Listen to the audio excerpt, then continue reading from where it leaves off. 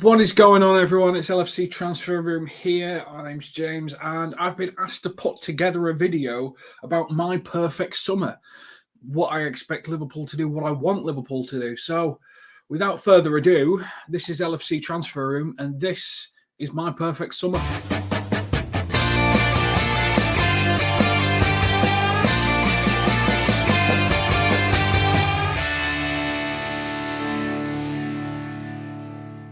So for my perfect summer, I want you to picture the scene. I'm in the Maldives. I'm relaxed. I'm feeding the fish whilst I'm on one of those balconies where you're in a hut and you sleep there. I have a little walk down and suddenly Jurgen Klopp's there. Jurgen's like, James, finally we meet. And I'm like, yeah, well, I've spoke a lot about you on the channel, Jurgen. He's like, well, I need some advice. And I need to know who we're going to sign this summer. And I was like, don't worry, Jurgen. I have been ready for this. We have been doing this on Liverpool Transfer Room for a long time. Let's me and you grab a beer or a Steiner and let's talk this out. And I'm going to start with, I'm just going to go for sort of from back to front. And goalkeeper-wise and defence-wise, I think that Alisson's perfect at number one. Kelleher's perfect number two. I don't even mind Adrian at number three, to be honest. So goalkeepers I'm fine with. Defence, centre-backs, Van Dijk, Kanate, Matip and Gomez. I'm a big fan of Gomez, so nothing to do with centre-backs. I'm good from a centre-back perspective. Left-back, Kostas, Robertson, done. Don't worry about it, Jurgen. And, whilst I'm having to think about a good reserve right-back, why don't you go get the next round in? So we're on our third and fourth stand, and we're talking about reserve left right-backs. If I was to pick my ultimate reserve right-back, I would pick Tarek Lamptey from Brighton. But I think Lamptey I think he's first team ready. I don't think he's backup ready. I think he's progressed in this Brighton team. So I don't actually think he'd be a good reserve right-back for us. Trying to cover Trent's like trying to find a jigsaw piece that just doesn't fit anything.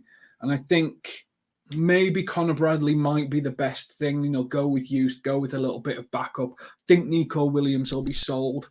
But I can't think of anyone that could play his role. So maybe Gomez being able to cover. Maybe Sepp Vandenberg coming in and playing a few games.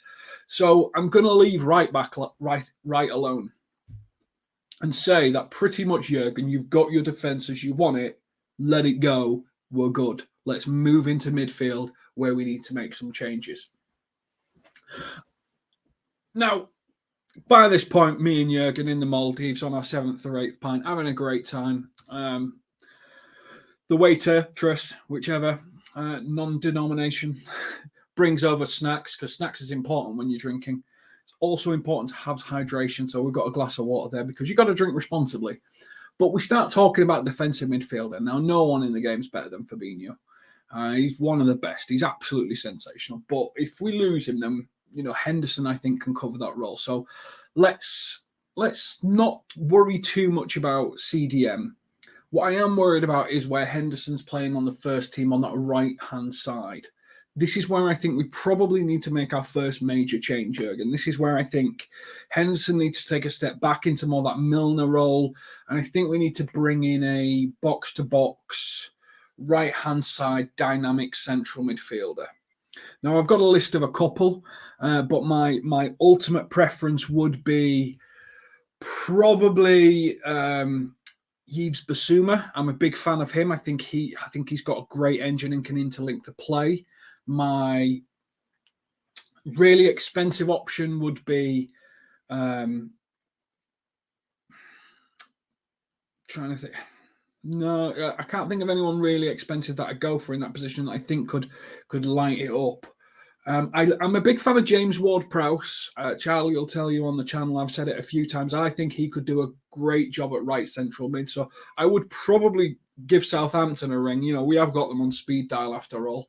And say, what do we want for James Ward-Prowse? So he would be someone that I would pick up the phone and try to get. In terms of any youth, then you've got Harvey Elliott. I think he can play that role a little bit more. And then we start to move on to the other side, which is the Thiago side. Now, I'm a big fan of Thiago, but I do think that he has the ability to break down every so often. But how many players can can imprint on a game like Thiago can. Now, for me, there's one person who is available, who is cheap, and is perfect. And his name's Christian Eriksen. He's not the most mobile, he's not the most gen-pressing of player, but neither's Thiago. He's got it all upstairs, and he knows how to get himself in position. So, for me, if I was to sign 2 central midfielders, I would be looking at Yves Bissouma, and I would be looking at Christian Eriksen. I think if you bring those 2 into our central midfield, we could have some real impacting games, and I think that you could sort of have a little bit more rotation. I'm expecting more from Jones. I'm expecting more from Harvey Elliott. You've got to remember, when you're doing changes in a football club, the more changes you make, the more chaos you bring to that football club. So small changes and bringing people through, I think, is a more sensible way to go. And I think these 2 would fit in really nicely. I would bring in James Ward-Prowse as well if I could, because I do think that he could, share the load of free kicks with Trent, who's ballooned a few recently, whereas I think James Ward-Prowse will take the Premier League record. Where I would then move on into the forwards, I think by this point we're on beer 10 or 11 or something like that. We're starting to slur our words a little bit. This is where we go into the attack. Now, Sadio Mane has said, via the media, via his agents, he wants to leave. And I am firmly of the opinion, if you don't want to be here, go. It's fine. He's trying to do it respectfully. Let's shake hands. Let's part ways. Let's not make it toxic like a Coutinho effect. Let's just go, okay, great. Thank you very much. Have a great career somewhere else, closing it off. So Mane's gone. Now, Mane's not a left winger anymore. Mane's a false 9. Because you've got Diaz on the left wing and you've got Salah on the right wing. Now, I don't think we get rid of Salah and Mane in the same window. I think that's chaos for the football club. And again, you don't want to bring too many changes in. What I would do is I would suck up having a conversation with Daniel Levy. I would pick up the phone to Daniel Levy and I would say, Daniel, we need Harry Kane. That is the player that I would be interested in. That is a player that I'd want us to sign. I think Harry Kane plays that Firmino role, but with goals. I think he's a classic finisher, but he steps back. He can interlink the play. If you think about it, a few seasons, like I think it was last season, Harry Kane beat Salah in goals and assists. You have that interlink with the 3 of Salah, Kane, and Diaz, with Jota as your backup. Minamino, who I think is highly valuable and I wouldn't lose. I think you start to bring together a really interesting and really different front 3, and it would need slightly different attacking dynamics from the midfield as well. But you're only looking at small changes. You're only looking at multiple changes that would actually, I think, take us a step forward. So when we're talking about my ideal summer for Liverpool, I think we're talking about maybe 3, maybe 4 transfers. I would like to see Kane. I would like to see Bissouma. I would like to see Eriksen. I would like to see Ward-Prowse, which is my weird thing that I think would be good. In terms of departures, Alex Oxlade-Chamberlain, thank you very much. You've played your turn, but you're going to get replaced by James Ward-Prowse in this thing. James Milner, you can have another year. You've done a lot. You've come on at important times. You've closed out games. Absolutely fine. I don't care if you're on. You can hobble around. You've done it all for us. It's fine. Origi's gone. Maybe I would look into the academy. I think the player, I've forgotten his name, but I think the player who threw the ball to Trent when the corner taken quickly, I think he's just banged in about 40 goals for the under-18. So maybe I'd have a bit of a look at him before I look at a reserve striker. There's no one really available for free that would be that much of an interest, and I wouldn't want to spend much more if I just pumped 100 million on Harry Kane. So I would probably go with the attack we've got, knowing that Salah and Jota and Diaz can probably fill it in. Maybe see a little bit more from Kane Gordon.